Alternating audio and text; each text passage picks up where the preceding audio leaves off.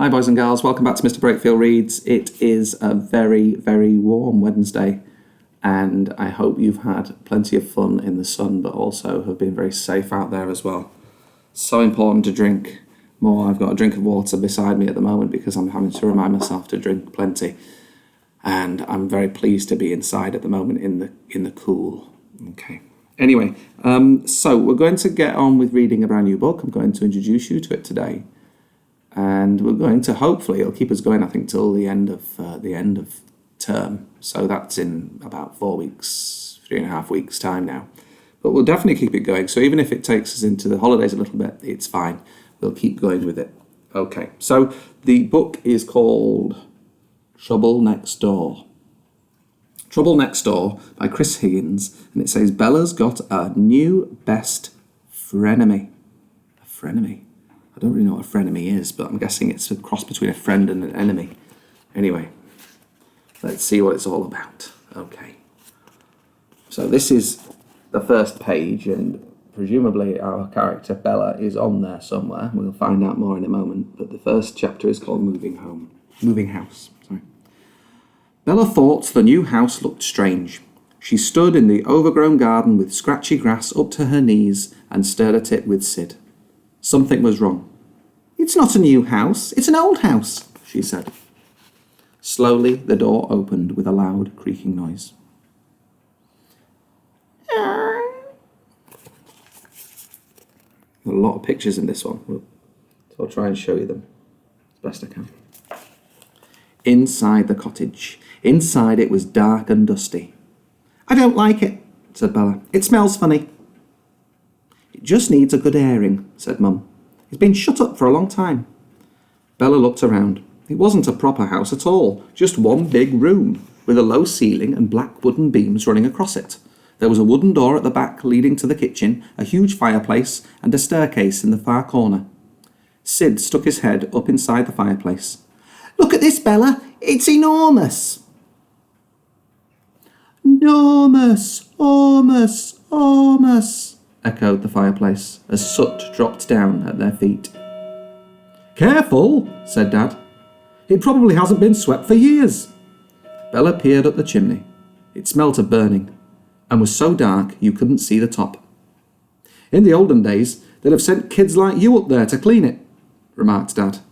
Wicked, said Sid. He shot upstairs to explore, but Bella hung back. What's up, sweetheart? Mum knelt down in front of her, and her face was kind and soft. This made Bella feel worse. I want to go home, she whispered. I know, darling, said Mum gently, but this is your home now. You're going to love living here. No, I'm not. I hate it, said Bella, which wasn't really true. Mum gave a big sigh and got to her feet. Come on, she said, holding out her hand. We'll go and choose your bedroom. Upstairs was a landing leading to 3 bedrooms and a bathroom. A set of rickety old steps disappeared around a corner. What's up there? Asked Bella. The attic, said Sid, appearing beside her. Let's take a look. Bella shook her head. She didn't want to see a mouldy old attic. She wanted to choose her room.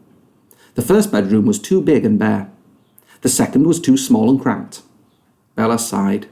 She was never going to like it here.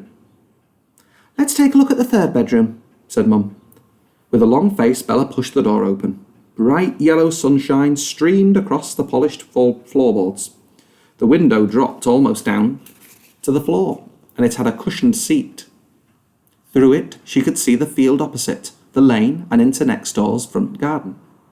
Bella's face lit up. It's just right. Mum beamed. I thought it would be. We should have called you Goldilocks. Bella couldn't wait for night time so she could go to sleep in her new bedroom.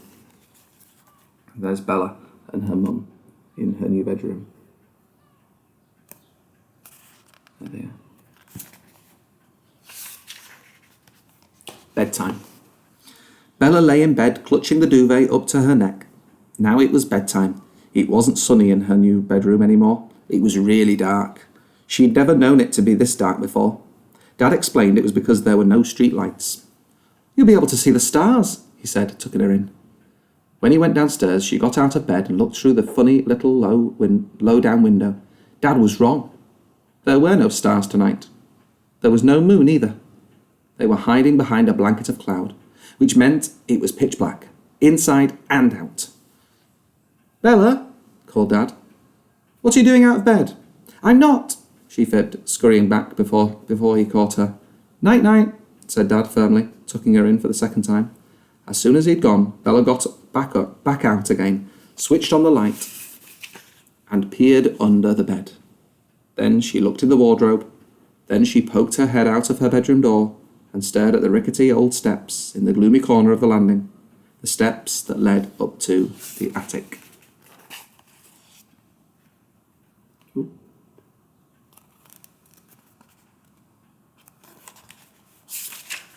There was nothing there. Phew! Bella breathed a big sigh of relief and got back into her lovely soft bed and snuggled down happily.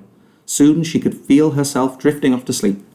Soft and squishy, squishy squashy, fluttery flappy. Fluttery flappy? Bella raised her head. What was that sound? It was coming from the attic. What sort of creature would flap around in the middle of the night, frightening people? Quick as a flash, the answer came to her. A ghost. "Mum," she whimpered, but there was no answer. "Mum," she called louder. Footsteps stomped up the stairs and the light snapped on. "There's a ghost in our attic," shrieked Bella. "I heard it flapping." Mum sat on the bed and listened. "I can't hear anything. It's probably a bird. We'll look for it in the morning." Bella could tell she didn't believe her. "Look for it now." "No, it's too dark." Mum tucked her in so tightly she could hardly breathe. "Now close your eyes and go to sleep." Bella lay still in the darkness, concentrating. She was sure she could still hear it up there, fluttering about. She'd never get to sleep like this. Then she had a brainwave. She wriggled out of her tight bed and tiptoed over to her case, which was waiting to be unpacked. Rummaging through it in the dark, Bella found just what she was looking for. Her fluffy earmuffs, and her favourite woolly hat. They should do the trick. Bella jumped into bed and pulled her hat down over her ears, her earmuffs over her hat, and her pillow over her head. That's her earmuffs and hat.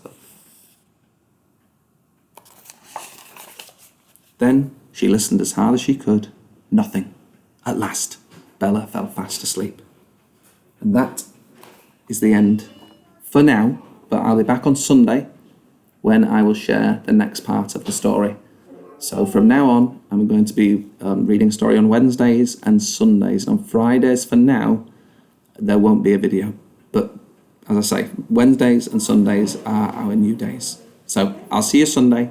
In the meantime, enjoy the sun. Bye, boys and girls.